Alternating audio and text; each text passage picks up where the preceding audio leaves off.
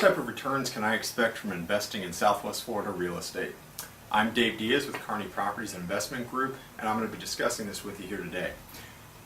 Returns on Southwest Florida real estate, and really any real estate investment, are going to be broken down into two categories. Cash flow, or cash-on-cash return, the cash flow you receive on a monthly or yearly basis from the property, and your anticipated future appreciation. One is considered your cash-on-cash return while you're holding the property.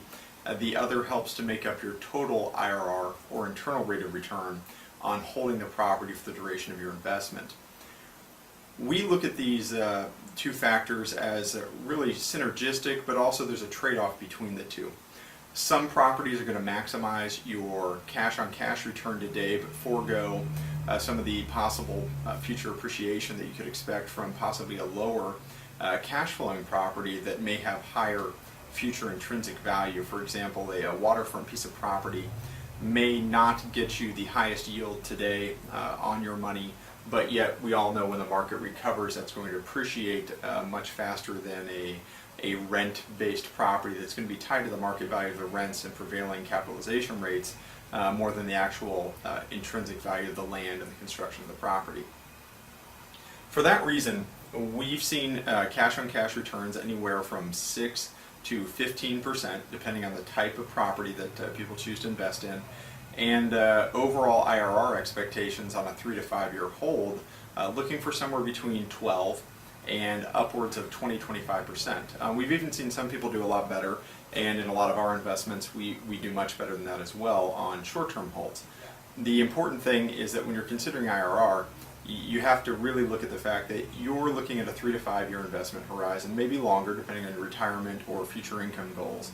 And of course the number that you expect that investment to appreciate to determines what you're going to plot as the future value or the eventual resale value of that property. We know that we have a historic opportunity today. Properties are being sold routinely for 30 to 50% of the cost to rebuild the same property today. For example, we can easily purchase anywhere in the market with our normal due diligence. We can find properties from say 60 to 70,000 that would easily cost 130 to 160 to rebuild on the identical lot next door by the time one pays impact fees, assessments, the build cost at new construction rates, and that would be for a builder basic, not necessarily something that you might get with upgrades and additional features to the property that were installed by previous owners. So now is a great opportunity on a pure replacement cost argument to purchase real estate.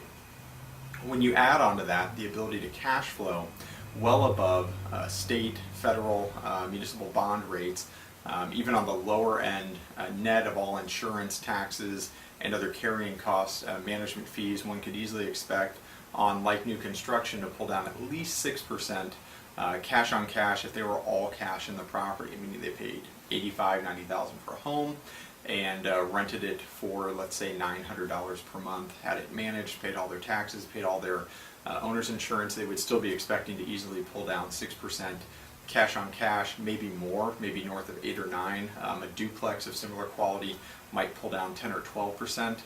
But then when you go to resell the home, if you believe the market's going to take 3 to 5 years to fully recover the build cost, which we do, you're going to look at that same investment and say, wow, this is going to resell for hopefully $130,000 to $150,000 for something I paid $80 or $90 for. So your investment will have the cash that you've earned over the time frame as a landlord, as well as that eventual capital gain that you'll receive on the end sale of the property, and that's going to make up your total IRR for the home. No matter what you're looking for, the important thing is to get with a professional that can sit down, listen to your goals, refer you to the proper experts to facilitate any sort of tax-deferred exchanges or IRA investment opportunities to help minimize the overall tax implications of your earnings and to help you to achieve those goals.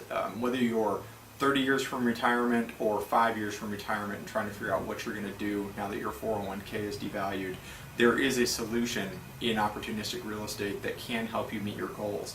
And frankly, they can help you meet your goals a lot faster than a lot of standard equity or annuity type investments that you might receive in the overall secondary or capital markets.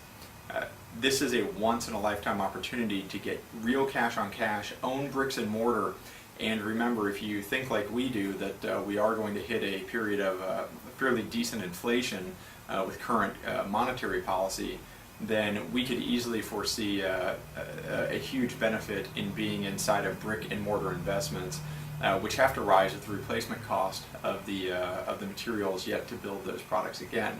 So again, even at historical build costs, relative bargain, 30 to 50 cents on the dollar build cost.